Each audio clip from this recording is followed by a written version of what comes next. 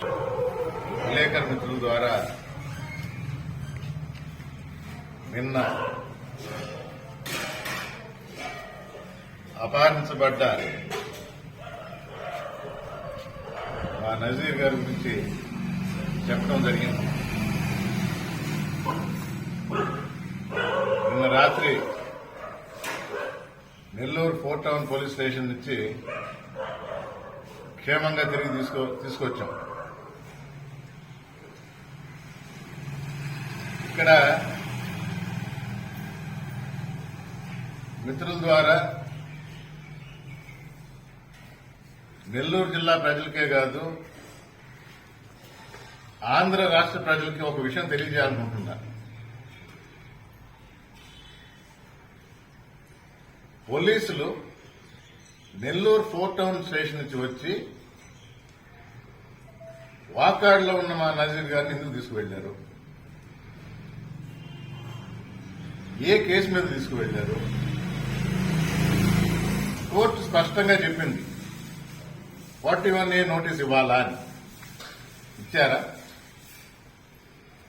Local స్టేషన్తో coordinate చేయాలా?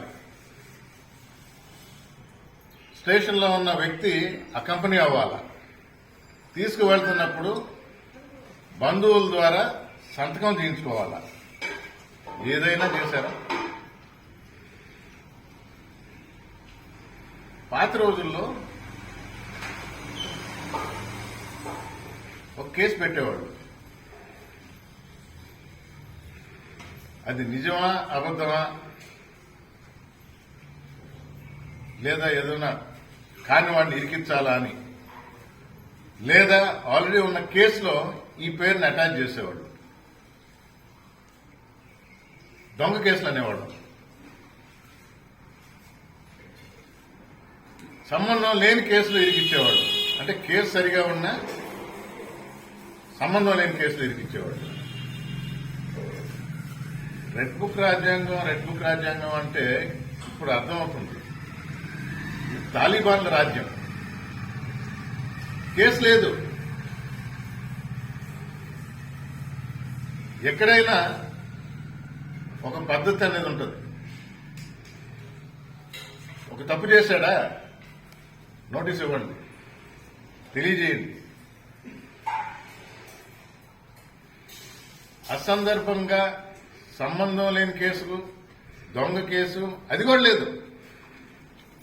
రావటం, ఎత్తుకొని వెళ్ళిపోవటం. ఇదే చెప్పాం, అపహరించబడ్డారు.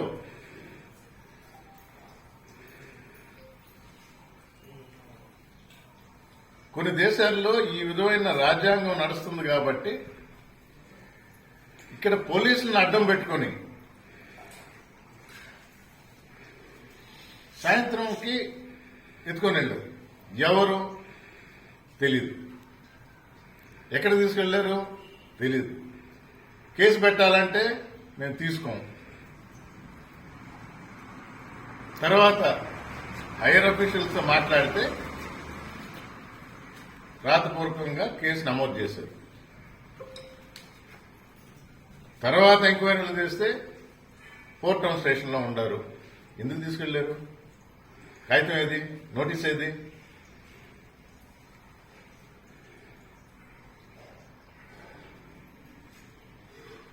మేము కోర్టుకు పోవడం పెద్ద పని కాదు. అఫీషియల్స్ ని చట్టపరంగా మీకు ఇబ్బందులు గురవుతారు. మౌఖిక ఆదేశాలు, రాజకీయవేత్తల మౌఖిక ఆదేశాలతో మీరు ఇలాంటి పనులు చేస్తే రేపు ఇబ్బంది పడేది మీరు. గుర్తుంచుకోండి. రెవెన్యూ సిబ్బంది అయినా, పోలీస్ సిబ్బంది అయినా ప్రజల కోసం పనిచేయాలి. మీరు ప్రభుత్వ ఆదేశాలు పాటించాలా? ఎంతవరకు సరైనదైతే. ఇది కని విని ఎరుగని ఈ కిడ్నాపింగ్లు ఏంటి? 5 మంది జగన్మోహన్ రెడ్డి గారిని కలిస్తే ఇంటి బయట 2 ఎత్తుకొని వెళ్తాం జరిగింది. ఎక్కడ వీళ్ళు అని మా నాయకులు అడిగితే కేసు పెట్టాము, స్టేషన్లో జడ్జి గారి ముందర ప్రజెంట్ చేసి మీకు స్టేషన్లో చూపిస్తాం. పక్క రోజు ఏమైంది, నోటీస్ ఇచ్చి పంపించాం. నోటీస్ ఇవ్వడానికి అరెస్ట్ ఎందుకు చేశారు? ఇక్కడ అసలు నోటీస్ కూడా ఇవ్వాల.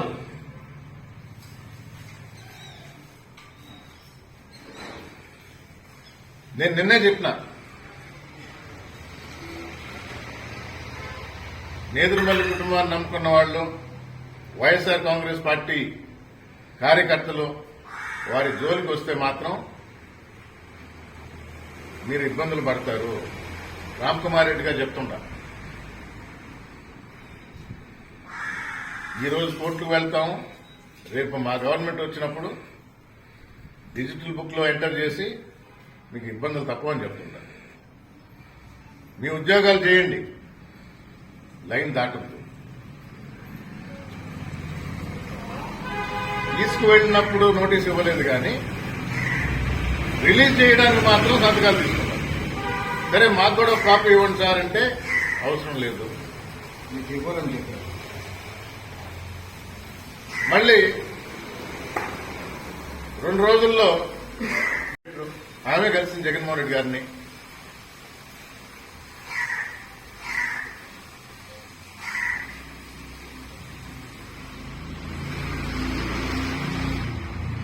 చాలా స్పష్టంగా చెప్తుందా, రూల్ ప్రకారం నడుచుకుంటే మీకు మంచిది, బెదిరించాలని చూస్తే తగిన మూల్యం చెల్లించక తప్పదు.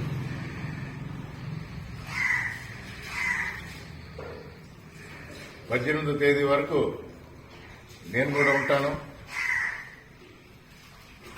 వాకాడు కానీ, విద్యానగర్ కానీ, వెంకటగిరి కానీ, నెల్లూరు కానీ, గూడూరు కానీ మరొకసారి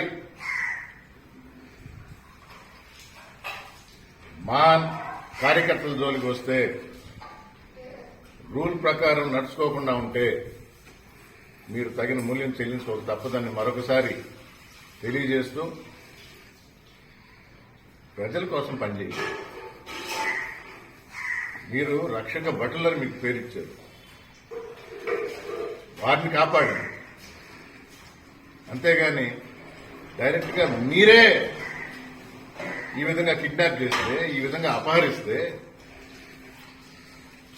ఇంకా ఎవరికి సేఫ్టీ అనేది ఉంది? పోలీస్ స్టేషన్ కి వచ్చి ఎవరన్నా కంప్లైంట్ చేయాలనుకుంటే పచ్చ చొక్కా వేసుకుంటేనే నేను కంప్లైంట్ తీసుకుంటాను, లేకపోతే లేదు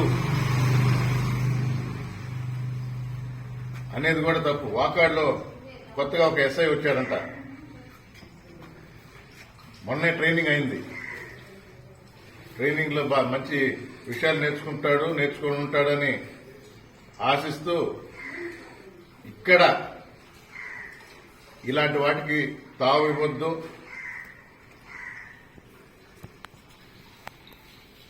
గూడూరు డివిజన్లోనే ఎవరికి ఎలాంటి ఆపద వచ్చినా నేనుండానని హామీ ఇస్తూ మీకు అండగా ఉంటానని తెలియజేస్తూ మనందరం జగన్మోహన్ రెడ్డి కోసం పనిచేస్తున్నాం.